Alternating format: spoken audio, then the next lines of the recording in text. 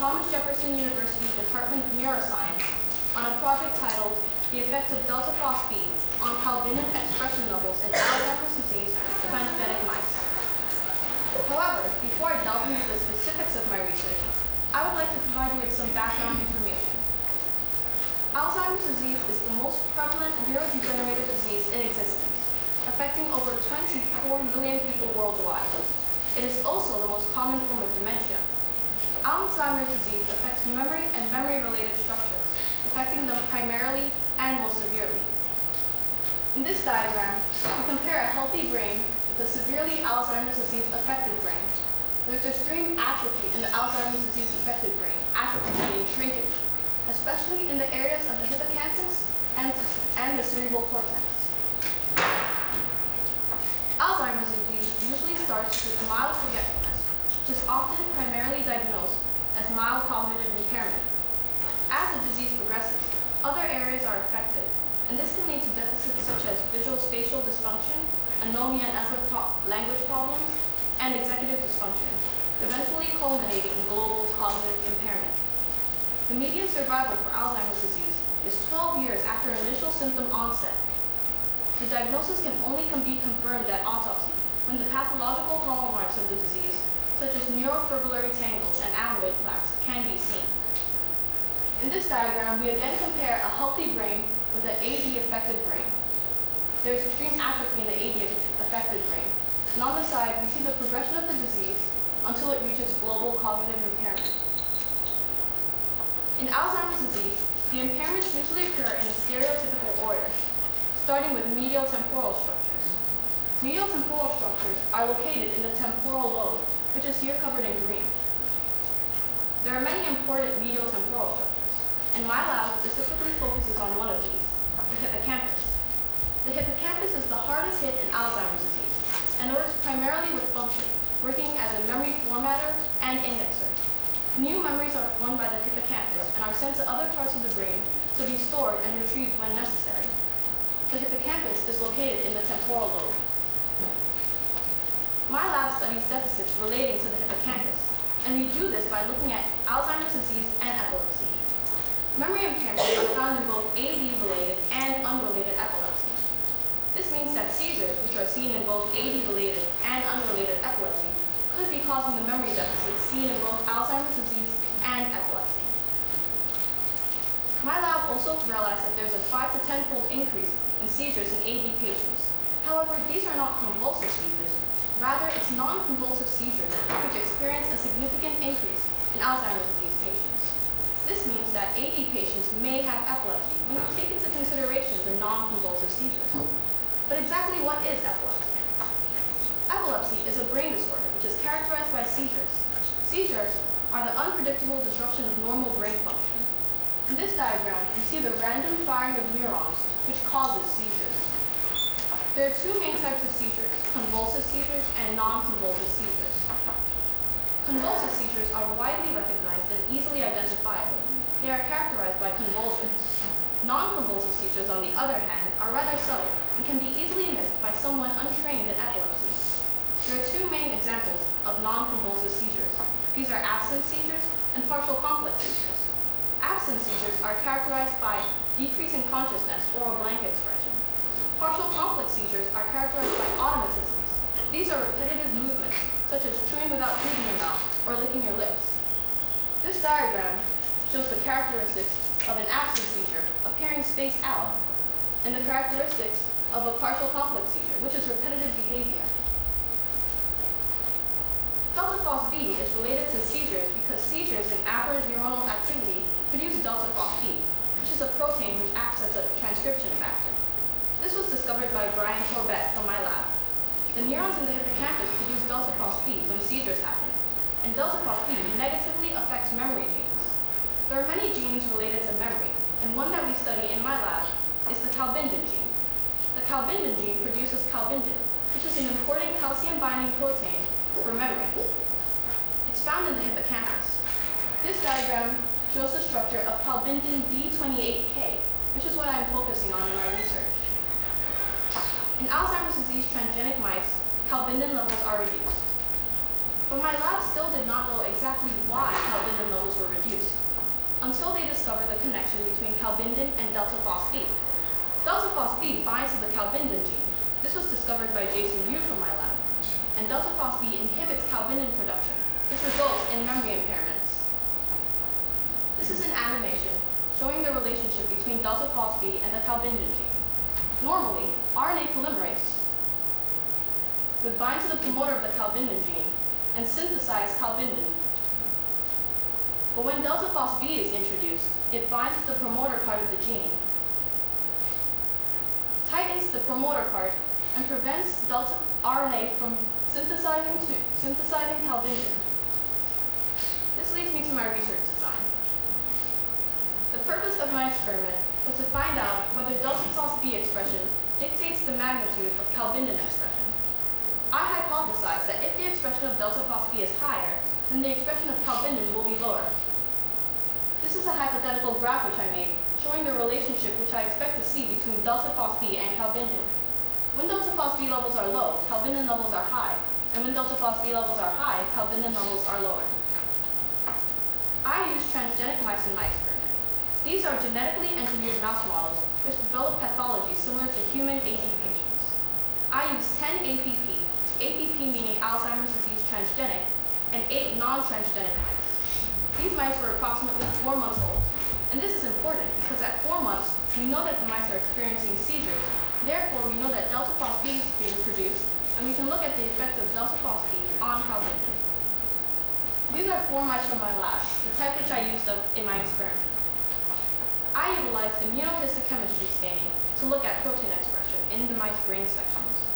This uses antibodies which attach to and amplify the location and expression of the target protein. This allows me to observe the location and expression of target protein, in this case, calbindin and delta-phos-B. In immunohistochemistry, we start with the target protein, to which we attach a primary antibody specific to that protein. After this, we attach several secondary antibodies specific to the primary antibody. And finally, we attach a staining method, in this case, DAB staining. These are my materials. Each and every one was important to my research. Please take a moment to look them over.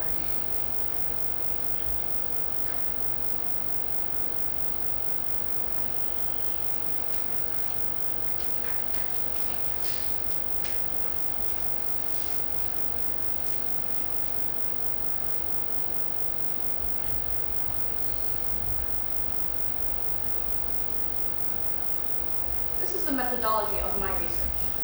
I started with an endogenous peroxidase blockade, followed by blockade nonspecific binding, overnight primary antibody incubation, secondary antibody incubation, incubation in avidin biotin complex, DAB development, mounting, and finally imaging and quantification. For the blocking, we started with an endogenous peroxidase blockade. This reduces the background. The background is staining of things that we do not actually want to stain for. It reduces the background by quenching the peroxidases. This is basically activating the peroxidases to death, so they are useless when we introduce the antibodies. We follow this by a blockade nonspecific binding, and this also reduces the background by coating the section to promote only specific binding. We then attach the antibodies. We started with the primary antibody incubation, and this attached directly to the target protein. We followed this by a secondary antibody incubation, which attached to the primary antibody and further amplified its expression. For staining, we first incubated with avidin biotin complex. This further amplified the protein expression and facilitated the DAB staining. The last step was DAB development, where we stained the sections with DAB to visibly display the antibody. For mounting, the sections were mounted on glass slides in gelatin. The gelatin neutralized the charge of the glass slides and prevented the sections from sticking to the slides. We followed this by clearing and cover slipping. We cleared the sections with a short Xilinx incubation to clear the myelin off the sections. And the glass cover slips, we cover slip the slides with glass cover slips and cover them with cytosol after that. The cytosol helps maintain the DAB staining. For imaging and quantification, the sections were viewed on a microscope, then quantified using Metamorph. Metamorph is a quantification program which uses light and dark to determine the density of protein expression in an area and provide a value for that protein expression. This is the logo for Metamorph. This brings me to my results. We started with the delta phos B results. The delta phos B staining was done by Jason Yu from my lab, and I quantified them. We see that in the non-transgenic mice, there are low levels of delta phos B, and we know that there are low levels of delta phos B because the dots indicate how much delta phos B there is, and the dots are rather light here. We also see that in some transgenic mice, there are also normal levels of delta phos B, normal meaning lower and the same as the non-transgenic. But we see that in other APP mice, there are very high levels of delta phos B, indicated by the darkness of the staining. We graphed this information on a bar graph and a scatter graph. On the bar graph, we saw that on average, APP mice had much higher levels of delta phos B than non-transgenic mice. We did a t-test on this information to check whether it was significant, and it was very significant, with a p-value of 0.0077. We put two asterisks on the graph to indicate that it was, again, very significant. When we plotted the individual points of data, we saw that although some APP mice did have the same levels of delta phos B than the non-transgenic, most of the APP mice had much higher levels of delta phos B. For the calbindin results, we saw that non-transgenic mice had normal levels of calbindin. You see this because the staining is brown and is shown in the midsection of the section. You see that in some APP mice, they also have normal levels of calbindin, normal meaning the same as the non-transgenic mice. But in most APP mice, we see that there are very low levels of calbindin because the section which should be stained brown is much lighter than the non-transgenic. We graphed this information on a bar graph and a scatter graph again. We saw that the APP mice, on average, had lower levels of calbindin than the non-transgenic mice. We did a t-test on this data to check whether it was significant, and it was, again, very significant, with a p-value of 0.0035. We also put two asterisks on the graph to show that it was very significant. When we graphed the individual points of data, we saw that while some APP mice did have normal levels of calbindin, most APP mice had lower levels of calbindin than the non-transgenic mice. We made a linear regression graph to check whether delta phos B and calbindin did actually correlate. And we saw that the graph followed the hypothetical graph which I expected to see. When delta phos B levels were low, calbindin levels were high. And when delta phos B levels were high, calbindin levels were low. We saw that it was mostly the APP mice who experienced high delta phos B and low calbindin, although a few APP mice did have the same levels of delta phos B and calbindin as the non-transgenic. We did a linear regression test on this data to check whether it was significant, and it was again very significant with a p-value of less than 0.001. We compared the delta phos B and calbindin results side by side to look at whether there was actually a true correlation. And we saw that there was. In the non-transgenic mice, they had low levels of delta phos B and normal levels of calbindin. And in the transgenic mice, they had very high levels of delta phos B and low levels of calbindin. Then we compared the transgenic mice side by side to determine that it wasn't some factor in APP mice that caused this.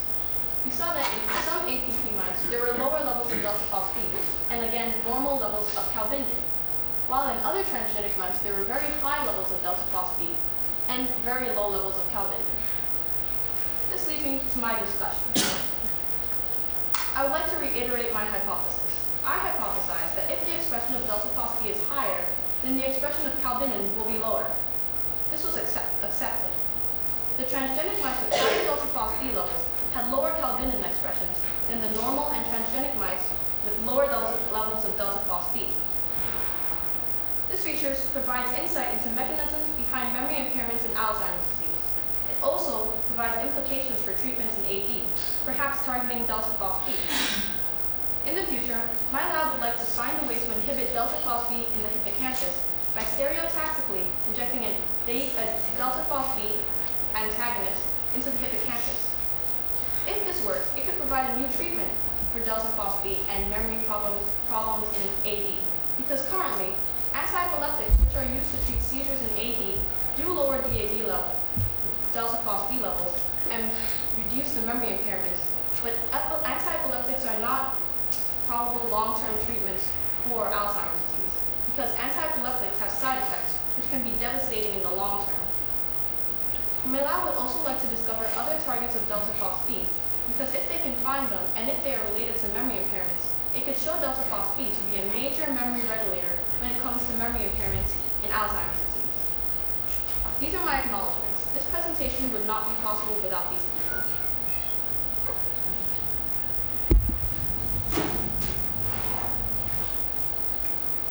Thank you for listening. I would now like to open the floor to any questions, comments, or constructive criticism.